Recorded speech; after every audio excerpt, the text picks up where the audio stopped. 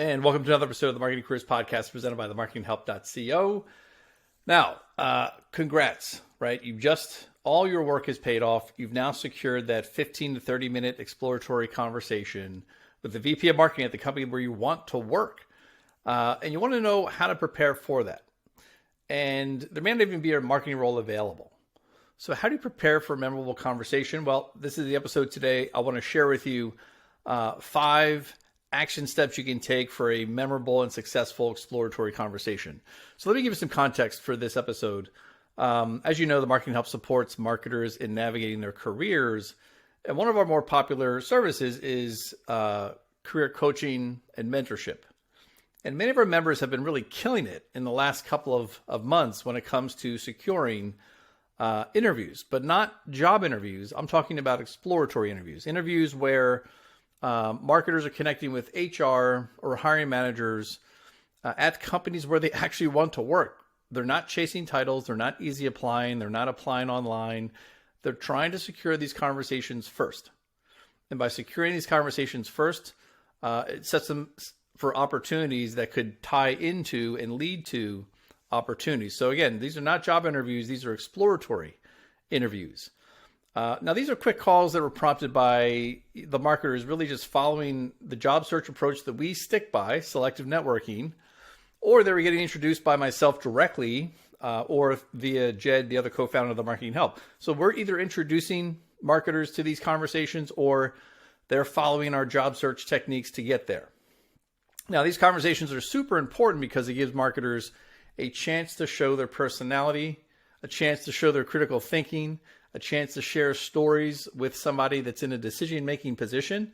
And most importantly, it gives you a chance as a marketer to provide value to somebody in the organization that could assist you with an opportunity at that company or simply to make a strong connections. Now, the objective of these calls is not to get a job offer.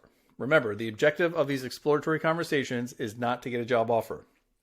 It is 100% to provide value. It's to show someone what's not on your resume. Let someone know who you are. Let them know your story. It's also to develop a relationship, right? You're having these conversations to start a relationship with somebody in a position, again, at a company where you want to work. And that conversation, that relationship you build could turn into a referral for an opportunity that either exists or may exist down the road. Now, outcomes for these calls. Best case, right?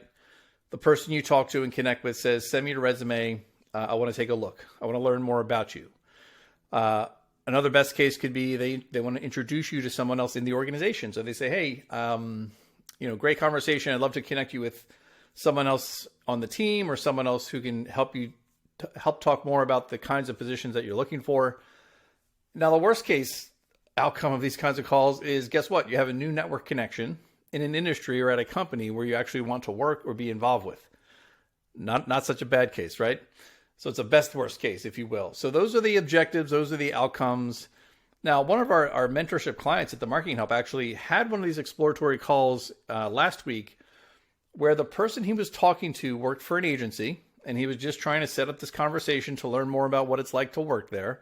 And after that call, the person he talked to forwarded him a link to a job at another agency where he knew the president and was going to make an introduction. So again, our client went into that call not even expecting anything other than to, like we'll talk about, really just to make a connection and learn more about what it's like to work there, and ended up getting introduced to a company, to another agency, to their president.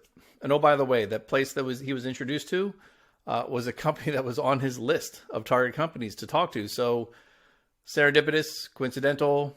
I think the learning there is that all it takes is one conversation. All it takes is one conversation to have something like this opportunity open up for you that all starts with an exploratory conversation. So let me share the 5 successful action steps you can take to make this exploratory interview process and experience valuable, memorable, and potentially turn into something great for you in your marketing career. So here we go. So the call's been set, right? You've done your outreach, you follow the steps, you've got the call set. Now let me focus on the the during and the post stages of this call, starting with the pre. So you have the call set. What are you going to do in advance? Well, a couple things. First, you should be focused on preparing or providing something of value. And again, you can do that before the call even starts. So your call is scheduled for Thursday at 2 p.m. Eastern. Well, Sunday, Monday, Tuesday, Wednesday, you could be providing value by engaging with content from the person you're talking to. Let's say they post in LinkedIn, you comment. The company makes a post, you share it. So you can provide value before you even get on the call. Guess who's going to notice? Probably the person you're talking to, and you're already stepping into the conversation with value. The other thing you want to prepare for is maybe there's an audit you can do in advance so that it's ready for the conversation should it come up. Now, you may not use it during the call, but you may use it during or after the call. So spend some time maybe looking through their social media accounts, their content, their landing pages, sign up for their email newsletter. See if there's something you can really look into and maybe give some advice on. And you had some ideas. Maybe there's some partnerships that they should be exploring. Again, showing that you've put in some work. So that's number one. Number two, absolutely send the agenda in advance. And when we say agenda, this is not like any one-on-one call or things like that. This is an exploratory call where you're trying to, again, provide value, make that connection. So the person you're talking to, that VP of marketing, director, whoever it is, they're giving you 15 to 30 minutes of your time or their time. So send in advance, hey, looking forward to talking with you on Thursday at 2:00. Here are the 3 questions that I wanted to cover, because you're giving them a chance to prepare so that they can make efficient use of their time. Now, include specific questions to their background, to the company culture, to the team, to the role, to the competition. There's a ton of categories you can select from, but just try to focus on 3 key questions. For example, you may want to, regarding the background, you may say, hey, notice you worked in the agency world for 10 years before joining this brand. What are the most transferable skills you brought from the agency life to this brand? Now, that's a question that's going to help them stay focused in talking about themselves, but also show that you've done some research about them. So send that agenda in advance. Now, when I say advance, how far in advance? At least a day would be ideal, if not 2 days. Too far in advance, they forget. 10 minutes before the call, that's too soon. So at least 24, 48 hours before the call. And that's going to get them excited to talk to you because it's showing that you're caring about their time.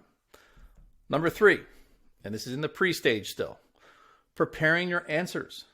And I can guarantee you that in an exploratory conversation, it's just that. You're exploring them and their company and their situation, but they're exploring you too, if they're interested.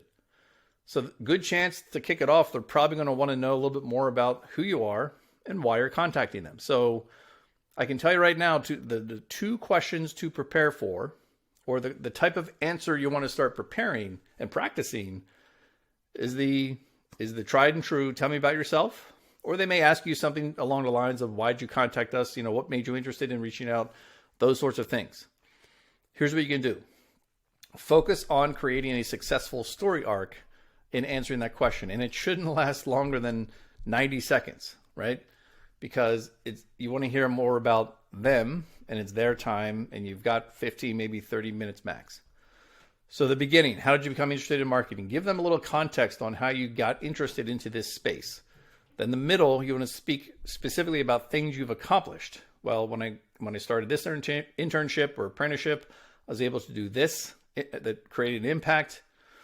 And then have an ending, right? Tie it all together, beginning, middle, and end. The end should be speaking to how all those experiences led you to be interested in these types of companies, which led you to research companies with these specific criteria, which led you to reaching out to him or her or them, whoever it is.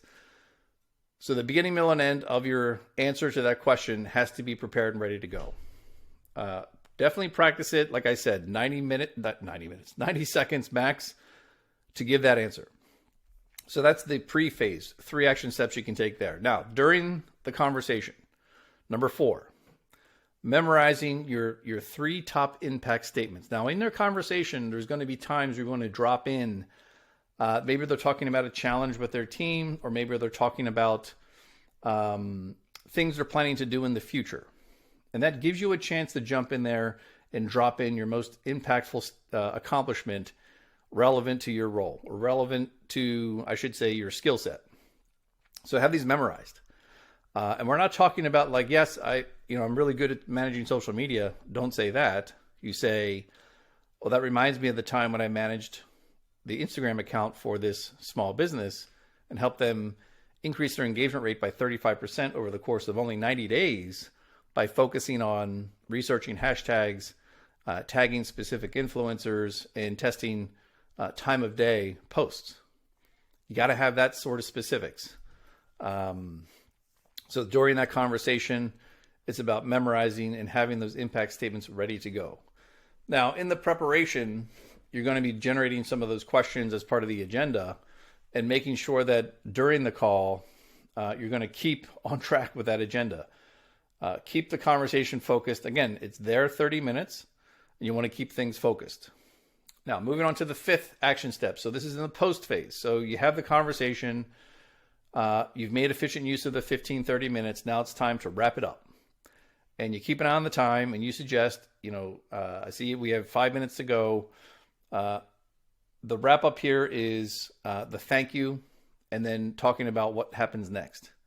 So wrapping up this call, definitely thank them for their time. And even though it's an exploratory call, end it by offering some more value. Is there anything else I can do for you and your team? Is there any project you're working on where I can be of value? And you're just offering that as something to them based on what you've heard. Now, this is where you need to be a little bit reactive to the kinds of conversation that you have, where if the person maybe isn't giving you a lot and it's pretty static kind of conversation, then just wrap it up, thank them for their time. But if you're sensing that there's some interest in what you're doing, always end by asking how you can provide more value. How it's going to help your team, how it's going to help you. You'd be surprised with what people may say, and they'll appreciate your eagerness to wanting this to help. Now, after that, make sure you're definitely sending a thank you email, because now you have their email address. Send that thank you email within 24 hours. The sooner the better. Maybe it's an hour, 2 hours. That's great. You want to stay top of mind. So 24 hours at the latest. I'd say within 1 or 2 hours is probably recommended. Again, because you want to follow up strong and let them know that you're paying attention.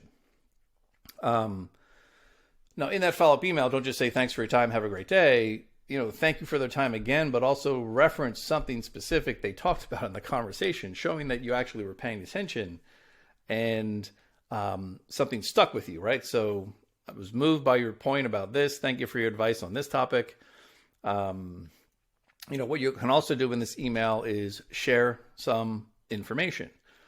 If it's a VP of marketing at a software company, maybe follow by thanking for their time, share an article about the growth of communities and helping B2B software companies grow, or something specific to B2B marketing trends, and share a link to that article and say, I was thinking about our conversation, saw this article, thought it was relevant, and here are my thoughts on the article. So you got to include your opinion or your thought around that article, again, to show that you read it and that you're actually connecting the dots here in terms of understanding how their business works. So those are the 5 action steps that you can follow. And if you do, you will have a very successful exploratory conversation with that contact, not just at any company, but at the company where you actually want to work. So if you want help in setting up for these exploratory interviews and conversations, feel free to email me, eric@themarketinghelp.co, or you can check the show notes below or show notes, and I will include links to one of our hottest free resources, which is a webinar that actually goes through the steps on how to actually get those exploratory interviews. So if you're saying to yourself, how do I do that? How do I create what do I need to do in order to get the conversation so I can follow these steps? Well, check out the free webinar in the show notes. Also includes a ton of helpful resources like a conversation tracker, so you can actually keep track of who you're contacting, what you talk about, and where it leads. So all that information in the show notes. Definitely enjoy. And again, if you have questions, always reach out. Email me, eric@themarketinghelp.co. So remember, this is your host, Eric Harbison, reminding you, what's the one thing you can do this week to advance your marketing career?